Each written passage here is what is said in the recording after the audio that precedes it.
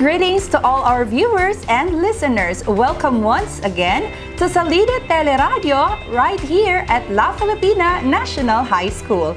I am your teacher host, Teacher Rochelle, and today we are live at La Filipina National High School Facebook page and at 93.3 Gold FM, ang radyo astig ng Tagum, as we learn about stress management technique, a lesson from grade 7 health.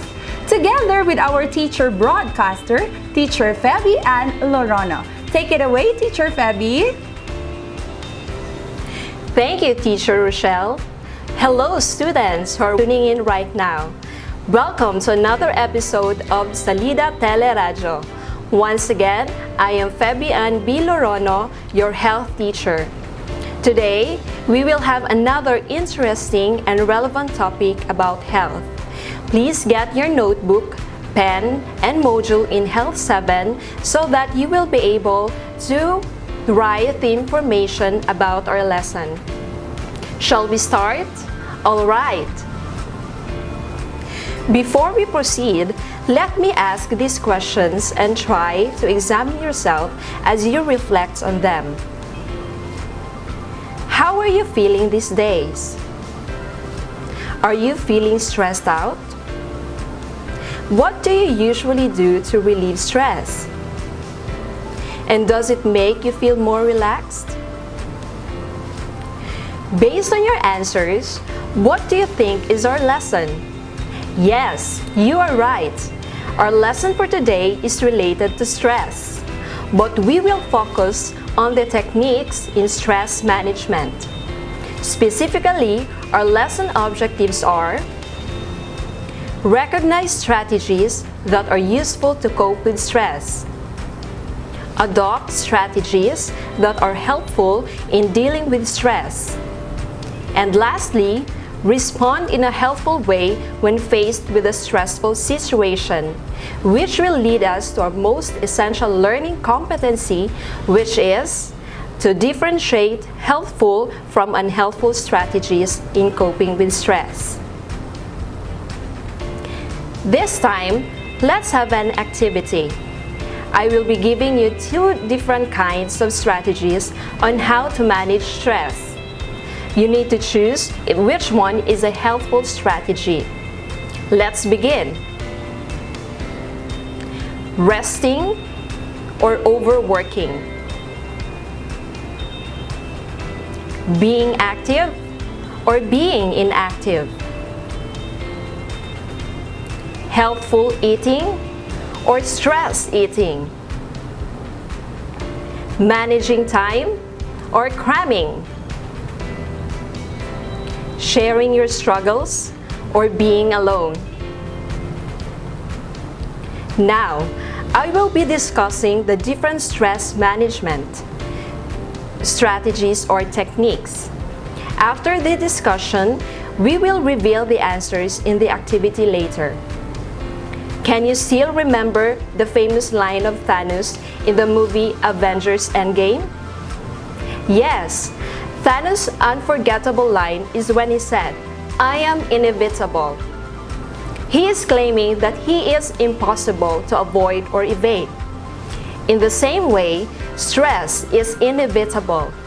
We cannot avoid stress because oftentimes we don't have control over our situation, just like now that we are living in the pandemic. But we can control our response to stress, which helps in reducing its impact to us. So, how should we respond to stress in a helpful way? The first technique that we need to do is rest, relax, and sleep, or just remember RRS. When you are resting, your blood pressure lowers, heart rate slows, and muscle relaxes. After sleep, you will feel invigorated or energized and ready to face the day's challenge. But be careful, oversleeping is associated with obesity, diabetes, headaches, and back pain. Next strategy is stretch your bones and muscles. Physical activities release tension in the body and provide a relaxing feeling. The third one is eat a healthful diet. Oftentimes, when we are stressed, we tend to overeat. Studies reveal that stress increases the production of cortisol, the stress hormone, that increases our appetite for sugary and fatty foods. Also, stress increases the hunger hormones in our body, which cause us to crave unhealthy foods such as burger and fries. This unhealthful eating habit will lead to obesity and cardiovascular problems later on. On the other hand, eating nutritious foods helps sustain your body with energy as you go through any challenging situation. Another technique that can be used to cope with stress is plan, work it, and plan again. One of the causes of stress is not being able to finish the tasks that are needed for the day. To manage time well, it is best to keep a daily schedule of your activities. Remember to identify your priorities for the day. Do things first, then accomplish the less important ones. Avoid procrastination. Another effective management of stress is write your experiences in a journal. Narrate your successes and winning moments in a journal diary. Looking back at happy memories will enable you to have a good and healthy mood ready to face any challenge. Another is never hesitate to talk with parents and adults. Find people whom you can share your feelings and interesting stories to be with in doing activities, offer help to, and a lot more. In friendship, people can help one another and get away with stress. Keeping your worries and problems to yourself will not help you manage stress. And lastly, reframe your outlook. Reframing is changing your outlook or perspective in order to see a situation in a more positive way. For example, if you had been experiencing sadness and frustration because of stressful situations, start finding the positive side of things. You start thinking happy thoughts. Changing your ideas into something happy is part of reframing. Now, let us go back to the activity that we had. Based on the discussion, which of these strategies are helpful in coping with stress? Is it resting or overworking? Let's see. If you answered resting, you are right. How about this one? Being active and being inactive. Yes, you're right. The answer is being active.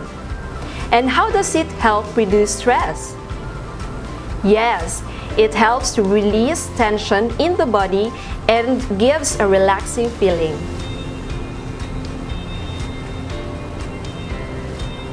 Healthful eating or stress eating?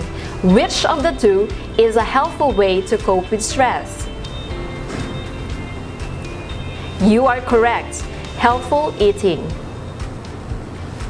Sharing your struggles or being alone? Yes, you are right.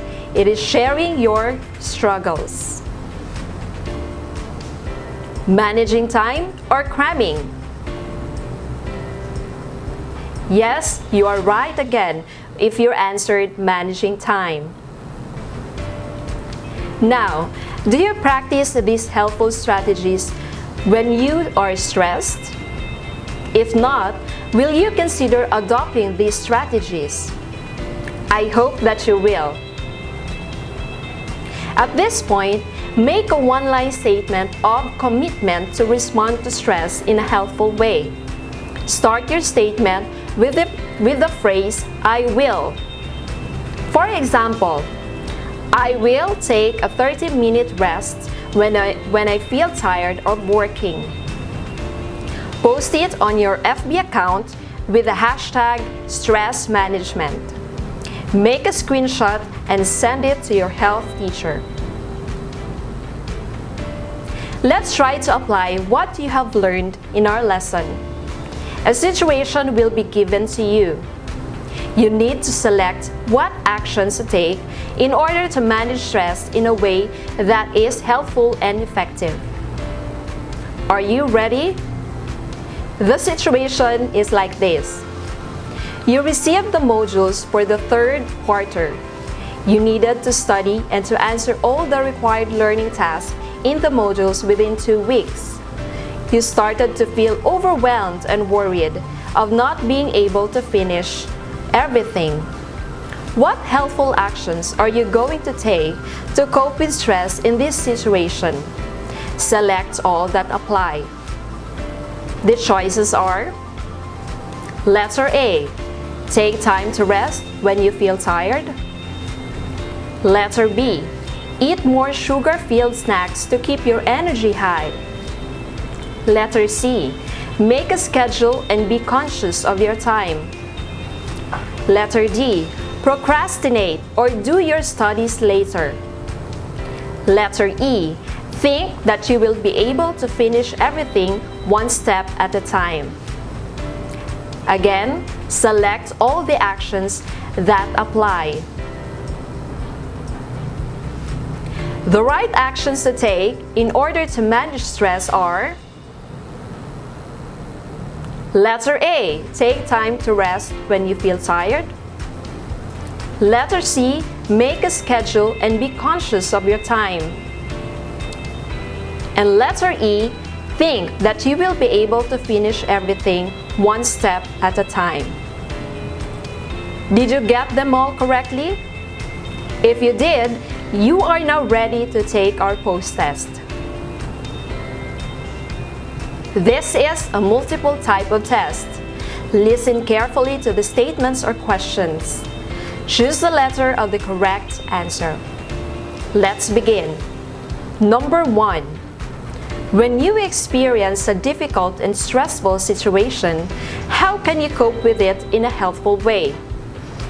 Letter A, keep yourself super busy. Letter B, turn to alcohol and drugs.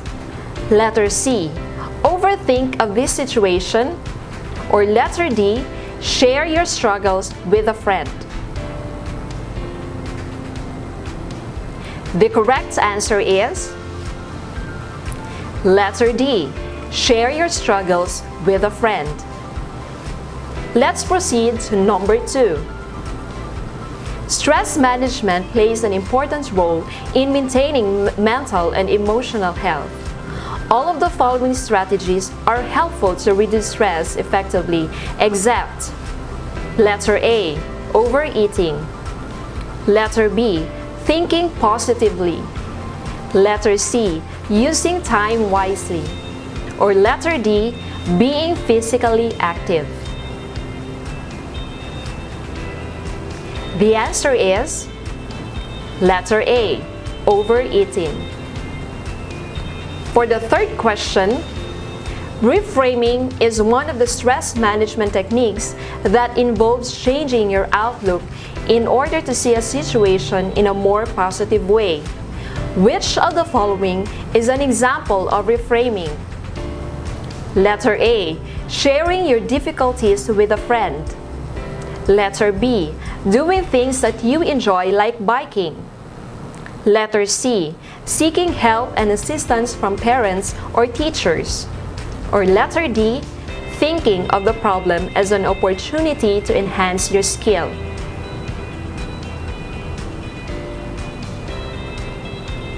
You are right when you answered letter D, thinking of the problem as an opportunity to enhance your skill. For the fourth question, responsible decision making is one of the ways that you can deal with stress. How will you apply this in your present learning setup? Letter A, Procrastinate or delay answering the modules. Letter B. Play video games before answering the modules.